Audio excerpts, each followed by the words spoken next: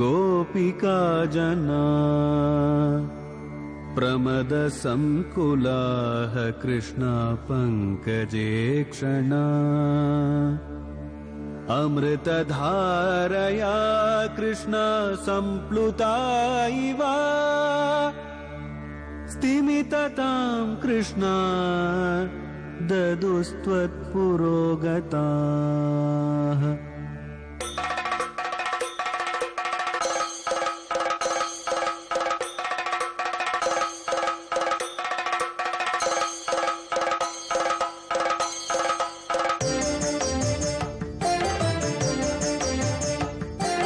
குருவாயூரப்பனாம் கோகுலத்து மன்னனாம் குழந்தையாக கோலம் தரும் மாமாய வண்ணனாம் நாராயணீயமெனும் நல்விருந்தின் நாதனாம் நாமரசத்தேனினிமை கூட்டுகின்ற ஆயனாம் நாராயணா ஸ்ரீமன் நாராயணா ஹரிநாராயணா ஸ்ரீமன் நாராயணா நாராயணா ஸ்ரீமன் நாராயணா நாராயண பட்டதிரி உருகும் பரமனாம் நலம் தரும் நாராயணீயம் அருள் வழங்குமே தினம் நம்மை காக்குமே.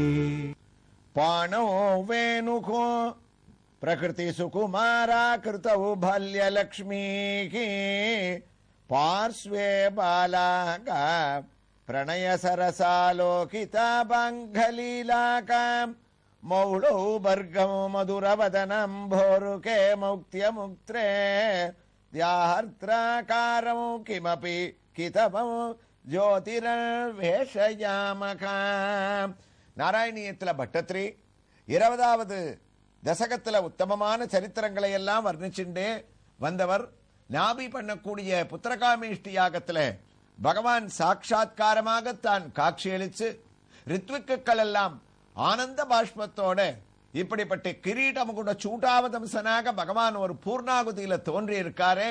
இந்த யாகத்துல நாமெல்லாம் பங்கேற்றுக்கிறதுக்கு என்ன ஒரு பெரிய பாக்கியத்தை அடைஞ்சோம்னு அவெல்லாம் சோஸ்திரம் பண்ணிட்டு இருக்கான்னு வர்ணிச்சுண்டு 20வது தசகத்தினுடைய 2வது ஸ்லோகத்தை ஆரம்பிக்க இருக்கார். அதற்குள்ள நாம் இப்போது இன்று தரிசிக்க வேண்டிய ஸ்ரீகிருஷ்ணனுடைய தரிசனம் தமிழ்நாட்டில் காஞ்சிபுரத்திலிருந்து வாலாஜாபாத் செல்லக்கூடிய மார்க்கத்திலே அமைந்திருக்கக்கூடிய சிறிய ஊர் நாயக்கன்பேட்டை. இது முத்தையால்பேட்டை ஆஞ்சநேயர் கோயிலிலிருந்து சுமார் 2 கிலோமீட்டர் தூரத்தில் அமைந்திருக்கக்கூடியது. இங்கு கோயில் கொண்டிருக்கக்கூடிய ஸ்ரீ ருக்மிணி சத்யபாமா சமேத வேணுகோபால சுவாமியினுடைய திருக்கோயில் 500 வருடத்திற்கு மேல் பழமை வாய்ந்ததாக இங்கு இருப்பவர்கள் கூறுகின்றார்கள். முதலிலே ஒரு பஜனை மடமாக இருந்து பின்னால் இது திருக்கோயிலாக உருவெடுத்திருக்கின்றது என்ற இந்த கோயிலுடைய முகப்பை பார்த்தே நமக்கு தெரிகின்றது. உள்ளே நுழைவதற்கு முன் சுதை வடிவத்திலே இந்த திருக்கோயிலின் முகப்பிலே ருக்மிணி ஒரு புறமும் சத்யபாமா மற்றொரு புறமாக நடுவிலே வேணுகோபாலனாக புல்லாங்குழலை தாங்கிக் கொண்டு பசுமாடானது அழகாக பின்னால் அமைந்திருக்க தன்னுடைய இடது திருவடியை வலது திருவடி மேல் தாங்கிக் கொண்டிருக்கக்கூடிய சுவாமியை தரிசித்து உள்ளே நுழைகின்றோம். அழகிய திருமண் சங்கு சக்கரம் நம்மை வரவேற்க இதோ பெரிய திருவடியான கருடனுடைய தனி சன்னதியாக அவனுடைய திவ்ய தரிசனம். நின்ற திருக்கோலத்திலே உயர்ந்த கிரீடத்தை தான் தரித்துக் கொண்டு திருமண் காப்பையும் சார்த்திக் கொண்டு கையை கூப்பிக்கொண்டு பெரிய திருவடி நமக்கு தரிசனத்தை அளிக்க, பெரிய திருவடி இருக்கும் இடத்திலே சிறிய திருவடி இல்லாமல் இருக்க முடியுமா? ஆஞ்சநேய சுவாமியும் மூலமூர்த்தியாக தனி சன்னதியாக இங்கு வரப்பிரசாதியாக காட்சியை அளிக்கின்றார். அனுமத் ஜெயந்தியிலே இவருக்கு பெரிய உற்சவங்கள் எல்லாம் இங்கு நடைபெறுகின்றதாம்.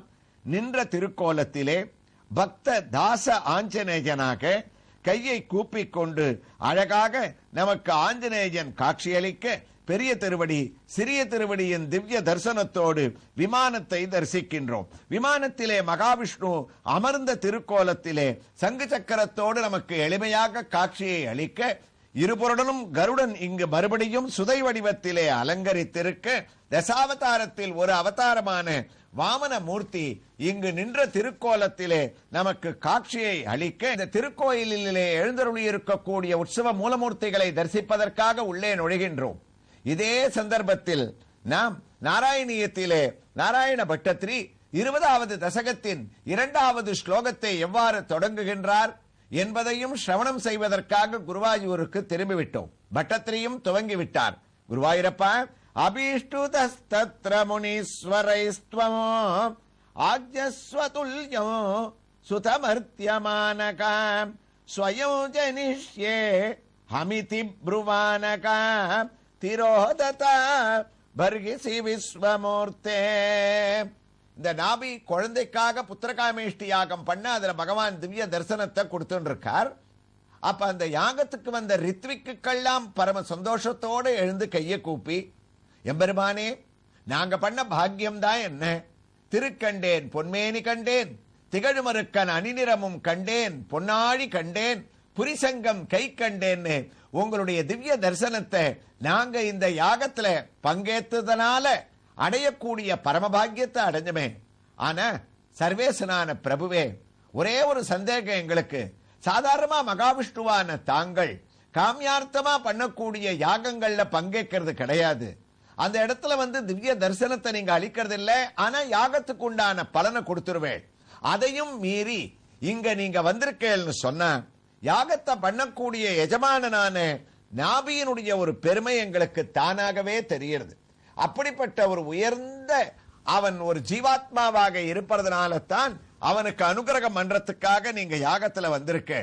அதே சந்தர்ப்பத்தில் நீங்க அவனுக்கு என்ன வரம் வேணும்னு கேட்டுருக்கேள். அவனும் பிள்ளைக்காகத்தான் யாகத்தை பண்ணிட்டு இருக்கான்னு உங்களுக்கு தெரியும். ரித்விக்குகள் சொன்னா யாகத்துல பங்கேற்று இருக்கிறவா அவனுக்கு வரம் கொடுக்கறது அப்புறம் இருக்கட்டும், எங்களுக்கு திவ்ய தரிசனத்தை நீங்க அழிச்சுட்டேள், எங்களுக்கு ஒண்ணு வரம் கொடுக்க மாட்டேலான்னு கேட்டாளாம். பகவானுடைய கருணை இருக்கே, ஏன் கொடுக்க மாட்டேன்? நீங்க இருந்து ஸ்ரத்தையா இதை நடத்தி வச்சதுனால தானே நான் இங்க பிரசன்னமாயிருக்கேன். பண்ணிக்கிட்டு இருக்கிற எஜமானனுக்காக மாத்திரம் நான் இந்த இடத்துல பிரத்யட்சமாகல. யார் பண்ணி வைக்கிறாளோ அவளுடைய ஸ்ரத்தையும் சேர்ந்து தான் ஒரு யாகத்தினுடைய ஒரு பலனை எஜமானன் அடைய முடியும். அதனால ரித்விக்குகளான சாதுக்களான உங்களுடைய ஸ்ரத்தை தான் என்னை இந்த இடத்துல வரவழைச்சு திவ்யமான தரிசனத்தை உங்க எல்லாருக்கும் கொடுத்திருக்கு. அதனால உங்களுக்கும் என்ன வர வேணுமோ கேளுங்க, தாராளமா நான் கொடுக்கிறேன்னு சொன்னாராம்.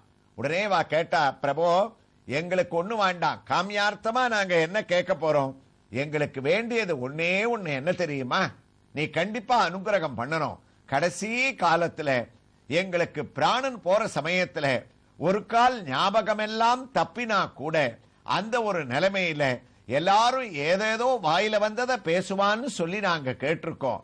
அதனால எங்களுக்கு நீ பண்ணக்கூடிய உபகாரம் என்ன தெரியுமா, ரித்விக்குகள் பிரார்த்தனை பண்ணா, சர்வேஸ்வரனான பிரபுவே, எங்களுடைய கடைசி காலத்துல எங்களுக்கு உயிர் இழுத்துன்னு இருக்கிற சமயத்துல தயவு பண்ணி எங்களுக்கு ஐயோன்ற ஒரு வார்த்தையே எங்க வாக்குல வரும்படி நீ பண்ணாதே. அதற்கு மாறாய் கேசவா, கோவிந்தா, நாராயணான்னு உன்னுடைய திருநாமங்களை எங்களுக்கு கடைசி காலத்துல சொல்லக்கூடிய ஒரு வாய்ப்பை கொடுத்தியானே, அதுவே எங்களுக்கு நீ அளிக்கக்கூடிய ஒரு பெரிய வரமாக இருக்கும்னா. அதனால தான் ஆழ்வார் அப்போதைக்கு இப்போதே சொல்லி வைத்தேன் அரங்கமா நகருடானேன்னு சொன்னார். கடைசி காலத்துல இதெல்லாம் எங்களுக்கு ஞாபகத்துல வருமோ இல்லையோ, இப்ப சொல்லிடுறோம், நாங்க இப்ப சொல்றத கடைசி காலத்துல சொன்னதா நீ எங்களுக்கு அனுகிரகம் பண்ணுனார். ஆனா அந்த காலத்திலேயே உன்னுடைய திருநாமமானது எங்க வாக்குல வரணும்னு ரித்விக்குகள் வரம் கேட்க அந்த வரத்தையும் கொடுத்தா. உடனே அங்க பக்கத்துல இருக்கக்கூடிய நாபியின் இடத்துல பகவான் திரும்பினார். இப்ப நீ சொல்லு, உனக்கு என்ன வரவேணும், நீதான யாகத்தை பண்ண, புத்திரகாமேஷ்டி யாகம் பண்ண, எனக்கு தெரியும், புத்திரன் போருமா, வேற ஏதாவது வர வேணுமான்னு கேட்டார். அப்ப கூட நாபி மகாராஜாவுடைய பக்தி இருக்கே, குருவாயூரப்பா, அவன் அப்படியே தெளைச்சு போயிருக்கான் உன்னை பார்த்த திவ்ய தரிசனத்துல.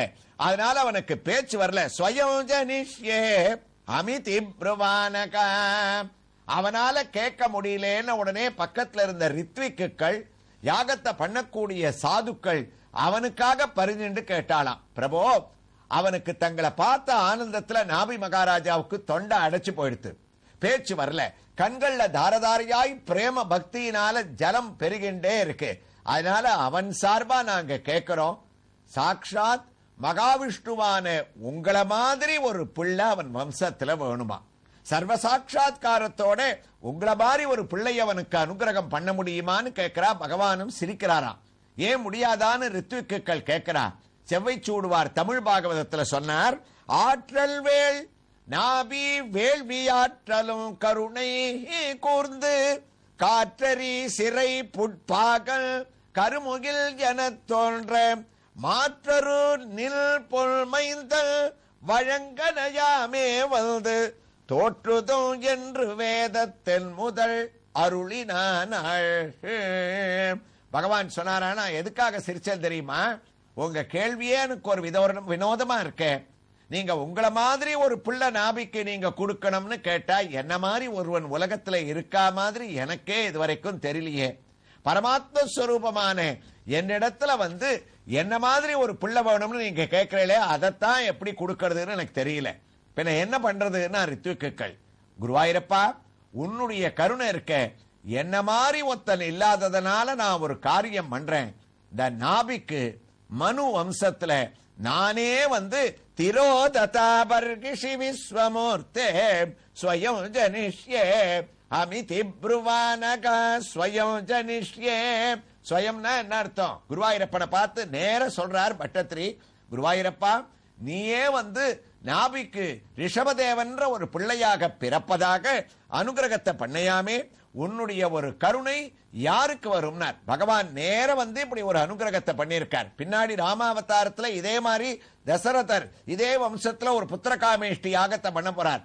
அந்த யாகத்துக்கு கூட அந்த ஹோமகுண்டம் பூர்ணாகுதியில சுவாமி வரல, பாயச பாத்திரமா வந்தார். பின்னாடி கம்பர் வால்மீகிலாம் வர்ணிக்கிறார், யாகத்துல கலந்துக்கிற மாதிரி வந்தாராம். ஆனா இந்த நாபி பண்ண ஒரு பெரிய புண்ணியம் இருக்கே, இந்த யாக ஹோமகுண்டத்திலேருந்து வந்து அவனுக்கே நான் பிள்ளையாக பிறக்கிறேன்ற ஒரு பெரிய வரத்தை குருவாயிரப்பா தாங்கள் அனுகிரகம் பண்ணேள். அனுகிரகம் பண்ணிட்டு அடுத்த க்ஷணம் திரோததா பர்கிஷி விஸ்வமூர்த்தே. பர்கிஷின்னா அந்த அக்னியிலேருந்து சட்டுன்னு சுவாமி மறைஞ்சு போயிட்டாராம். வந்த காரியம் முடிஞ்சு போயாச்சு. யாகத்தை பண்ணிட்டு இருக்கிற ரித்விக்குகளுக்கு கடைசி காலத்துல நாராயண நாம சங்கீர்த்தனம் வரும்னு அவ கேட்ட வரத்தை கொடுத்தாச்சு.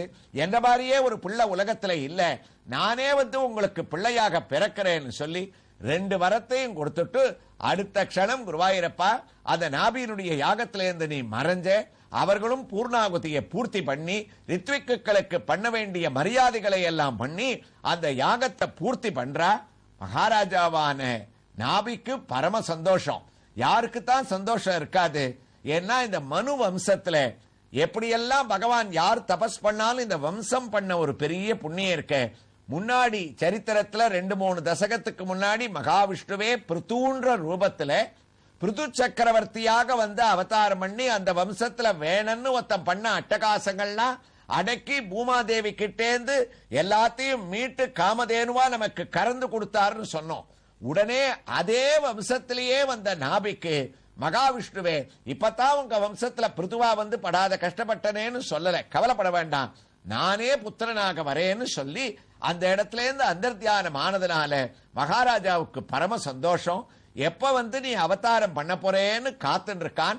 அதற்குண்டான ஒரு சந்தர்ப்பத்தை நீயும் குருவாயிரப்பா எதிர்பார்த்து இருக்கேன்னு சொல்லி இந்த தசகத்தினுடைய 2வது ஸ்லோகத்தை பட்டத்திரை முடிக்கிறார். அதனுடைய தமிழ் பாசுரம், முனிவரந்த யாகத்தில் உமை துதித்தே நாபி மகராஜனுக்கு இனிமையான புத்திரல்தான் உதித்திடவே வேண்டும் வேண்டும் என்று உனை துதிக்க யானே வந்து உதிக்கின்றேன் என உரைத்தே அங்கீர்கள் என துலகம் வாழ்ந்திடவே மறைந்தீர்கள் குருவாயூரப்பா இறைவல் நீரே அப்படின்னு இந்த சம்ஸ்கிருதத்துக்கு ஏத்த தமிழ் பாசுரமாக இங்க பூர்த்தி ஆறுது. நாராயண பட்டத்திரியும் அடுத்த ஸ்லோகமான 20வது தசகத்தினுடைய 3வது ஸ்லோகத்தை ஆரம்பிக்க இருக்கார். எவ்வாறு தொடர்கிறார் என்ற ஒரு வைபவங்களை நாயகன்பேட்டையில் எழுந்தருளி இருக்கக்கூடிய ஸ்ரீ வேணுகோபால சுவாமி உற்சவமூர்த்தியின் திவ்ய தரிசனத்தோடு அடுத்த பகுதியிலே தொடர்ந்து கேட்கலாம். ஸ்ரீ கிருஷ்ணாய துப்யம் நமகா. நாராயணா ஸ்ரீமன்